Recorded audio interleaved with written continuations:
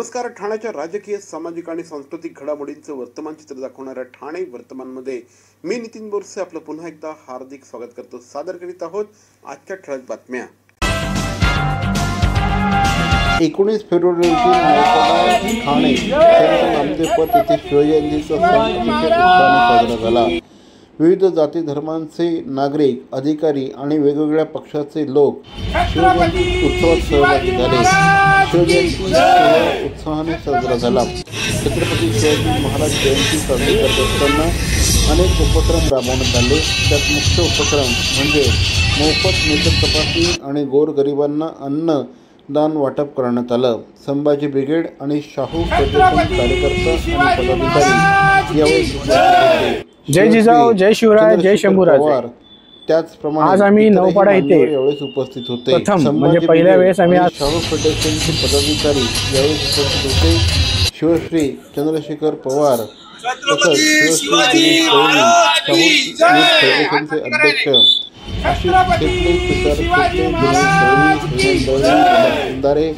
विपुल सुर्वे, सलमान शेख, डीजी अनेक मान्यवर उपस्थित होते. नमस्कार. जय जिजाऊ, जय शिवराय. मी विशाल मटकर, ठाण्याचे एक रहिवासी. संभाजी ब्रिगेड आणि शाहू युथ फाउंडेशन नौपाडा ठाणे येथे आज 3:30 शिवजयंती सोहळा साजरा करण्यात येत आहे. गेली 3.5 वर्ष झाली. आज आपल्याला माहिती आहे शिवाजी महाराजांचा इतिहास काय घडतोय आणि त्याचाच एक भाग म्हणून एक इतिहास आपल्या पुढच्या पिढीला कळावा आणि पुढच्या पिढीवर महाराजांचे जे काही विचार आहेत, आचार विचार, ते त्यांच्या मनावर बिंबवले जावेत यासाठी हा उत्सव साजरा करत आहोत आपण इथे. आणि त्याचबरोबर एक समाजाला काहीतरी आपलं देणं आहोत महाराजांच्या तर्फे. मोफत नेत्र तपासणी आणि समाजातील गोरगरीब जे घटक आहेत त्यांच्यासाठी अन्नदान करण्यात येणार आहे. जय जिजाऊ, जय शिवराय, जय शंभूराज. आज आम्ही नौपाडा येथे प्रथम म्हणजे पहिल्या वेळेस आम्ही आज महाराजांची जयंती साजरा करत आहोत. आणि या जयंतीमध्ये फक्त संभाजी ब्रिगेड आणि आमचे सहकार्य एकत्र मिळून शाहू युथ फाउंडेशनचे आम्ही दोघं मिळून आम्ही महाराजांची शिवजयंती साजरा करत आहोत. आणि हा जो आजचा जो जयंतीचा दिवस आहे हा आज पूर्ण महाराष्ट्रभर, देशभर ही जयंती बनवल्या जाते. हर वर्षी आम्ही वाट बघत असतो की शिवजयंती यावी आणि तसल्या आम्ही मोठ्या उत्साहात आम्ही साजरा करावा. आणि आज सगळे मिळून म्हणजे सगळ्या जातीचे लोक आपल्या बरोबर आहेत शिवजयंती साजरा करायला. आमचा आजचा जो कार्यक्रम आहे तो आम्ही आज मोफत नेत्र शिबिर आहे आणि प्लस आम्ही आज रात्री जे गोरगरीब आहेत त्यांना मोफत अन्नदान करत आहोत. छत्रपती शिवाजी महाराजांच्या जयंती दिनानिमित्त आदित्य प्रतिष्ठान ठाणे आणि Shri Swami Samarth Sanskar Sadhana Kendra Thane, together we can foundation यांच्या संयुक्त विद्यमाने नौपाडा विभागातील 1ली ते 7वीच्या विद्यार्थ्यांसाठी जिजाऊंची शिकवणी या विनामूल्य शैक्षणिक उपक्रमाचा शुभारंभ काल करण्यात आला. या विनामूल्य शिकवणीत उत्तम शिक्षक वृंद न समजलेल्या विषयाचे सोप्या पद्धतीने मार्गदर्शन, त्याचप्रमाणे शाळेचा अभ्यास, वैयक्तिक मार्गदर्शन अशा गोष्टी उपलब्ध करून देणार आहेत. स्वराज्य मिळवण्यासाठी आपल्या राजानं काय केलं हा इतिहास जरी वाचलेला असला तरी तो अंमलात आणला जातो की नाही हा मोठा प्रश्न असतो. आणि त्याच्यासाठी बाळकडू मिळणं गरजेचं असतं आणि ते जिजाऊंकडनंच मिळालं पाहिजे. म्हणजे होतं असं शिवबा जन्मावा पण तो शेजारच्या घरात असं आपण नेहमी म्हणत असतो. त्याचं महत्वाचं कारण असतं की आईमधली जिजाऊ जेव्हा निर्माण होते ना तेव्हा शिवबाचा खरा जन्म होतो. आणि म्हणूनच असे अनेक शिवबा घडवण्यासाठी जिजाऊची शिकवणी खरं तर ही संकल्पना घेऊन आदित्य प्रतिष्ठान ठाणे असेल, श्री स्वामी समर्थ संस्कार साधना केंद्र असेल, टुगेदर वी कॅन फाउंडेशन असेल, या तिन्ही संस्थांनी मिळून हा प्रयत्न केलेला आहे. नमस्कार. माझं नाव आरती दांडेकर. आदित्य प्रतिष्ठान आणि स्वामी समर्थ प्रार्थना केंद्र आणि टुगेदर वी कॅन यांच्या सर्वांच्या एकत्र येऊन आम्ही ही जिजाऊ शिकवणी म्हणून एक संस्कार वर्ग आणि ज्ञान प्रसाद करण्याचं एक सुरुवात करतोय. तर या अभ्यासिकेमध्ये आम्ही गरजू मुलांना, ज्यांना क्लासेस लावायला परवडत नाही किंवा शाळेत एखादा विषय कळत नाही, अशा मुलांना आम्ही ते शिकवणार आहोत. आम्ही समस्त महिला, सर असे आम्ही एकत्र येऊन ही अभ्यासिका घेणार आहोत. सो आम्हाला जास्तीत जास्त मुलं येतील आणि आम्ही त्यांना शिकवू शकू आणि ज्ञानाचा प्रसार करू शकू, इथे संस्कार करू शकू, हे सर्व करायची आमची इच्छा आहे. सो यासाठी महाराजांचा आणि स्वामी समर्थांचा आशीर्वाद आमच्या पाठी आहे असं मी समजते. मराठा केसरी कुस्तीच्या प्रथम विजेता 30 मिनिटाच्या आकर्षक लढाईनंतर पैलवान रविराज गायकवाडने पैलवान कालीचरण सोलंकीवर चितपटीने विजय प्राप्त केला.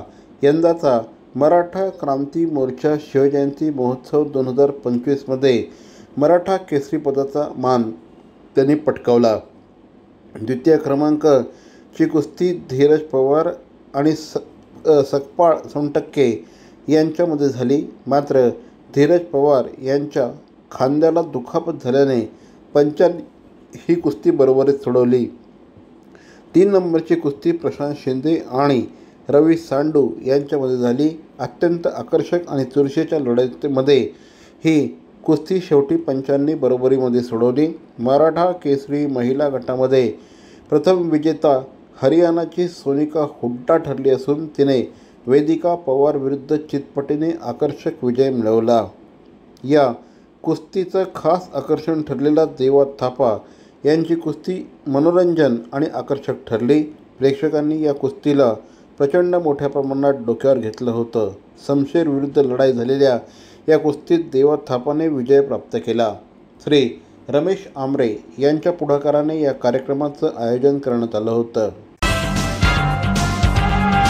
ठाणे शहरातील भवानी ज्वेलर्सची प्रति ग्रॅम केवळ 250 रुपयांची घडणावळ सोने, चांदी, हिरे आणि प्लॅटिनमच्या आधुनिक आणि पारंपरिक दागिन्यांचं विश्वासार्ह दालन Bhavani jewellers, ice factory, Talao Pali, station road, Thane आणि कल्याण लाल चौक येथेही भवानी ज्वेलर्स. सर्व नागरिकांना आवाहन करण्यात येत आहे की सध्या डासांमार्फत पसरणाऱ्या डेंग्यू या आजाराचा प्रसार रोखण्यासाठी प्रत्येकाने पुढीलप्रमाणे कार्यवाही करावी. डेंग्यू आजार एडिस इजिप्टी हा डास चावल्याने होतो. या डासांची पैदास साचलेल्या किंवा साचवलेल्या स्वच्छ पाण्यामध्ये होते. 8 दिवसांपेक्षा जास्त दिवस पाणी उघडे व साचून राहिल्यास त्यात डास अंडी घालतात. अंड्यांच्या अळ्या तयार होऊन पुढे डास तयार होतात. यासाठी आपल्या घरातील पाणी साठे उदाहरणार्थ बॅरल्स, पिंपे, टाक्या, हौद, रांजणे इत्यादी दर आठवड्याला रिकामे करून घासून पुसून कोरडे करून पुन्हा भरावे.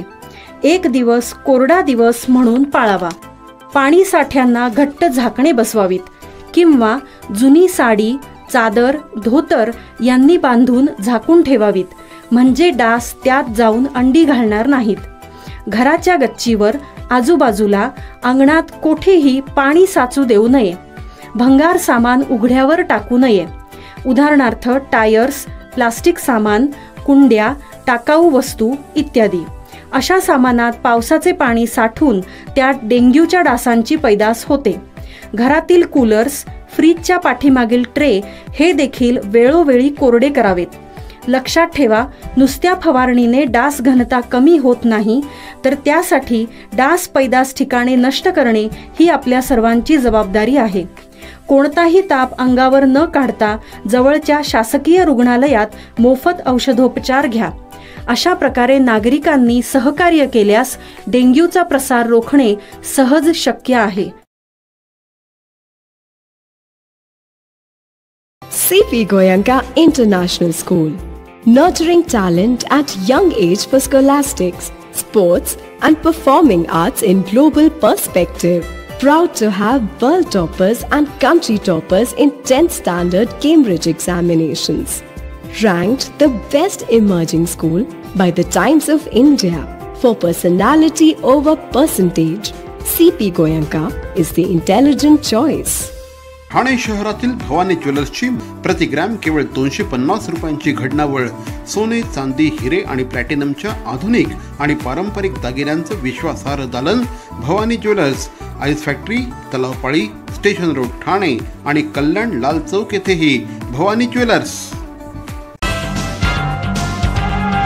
ठाणे महानगरपालिका क्षेत्रातील पाणी टंचाईच्या समस्येवर मात करण्यासाठी तसंच पुढील 30 वर्षातील वाढत्या लोकसंख्येचा विचार करून पालिकेच्या 4 स्रोतांमधून 300 दशलक्ष लिटर वाढीव पाणी मिळवण्यासाठी जलसंपदा विभागाकडे पाठपुरावा सुरू आहे.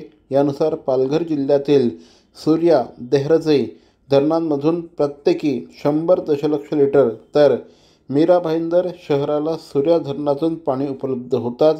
या शहराला स्टेम आणि MIDC कडून होणाऱ्या पाणी पुरवठ्यातील 100 दशलक्ष लिटर पाणी ठाणे शहराला हवे आहे. त्यासाठी पालिका प्रशासन मोठ्या प्रमाणात प्रयत्नशील आहे. ठाणे महापालिका क्षेत्राची लोकसंख्या 27 लाख इतकी आहे.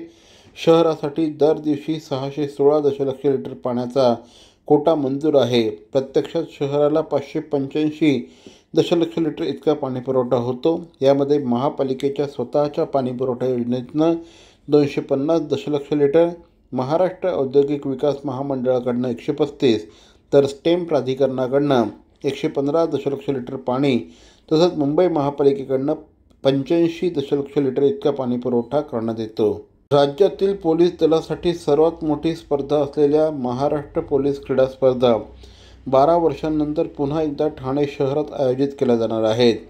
या स्पर्धेत राज्यभरातील सुमारे 3,500 पोलीस अधिकारी आणि कर्मचारी सहभागी होतील. हॉकी, फुटबॉल, धावणं, जलतरण, बॉक्सिंग यासारख्या 18 स्पर्धा ठाण्यात भरवल्या जातील. 22 फेब्रुवारी ते 1 मार्च या कालावधीत या स्पर्धा होत आहेत.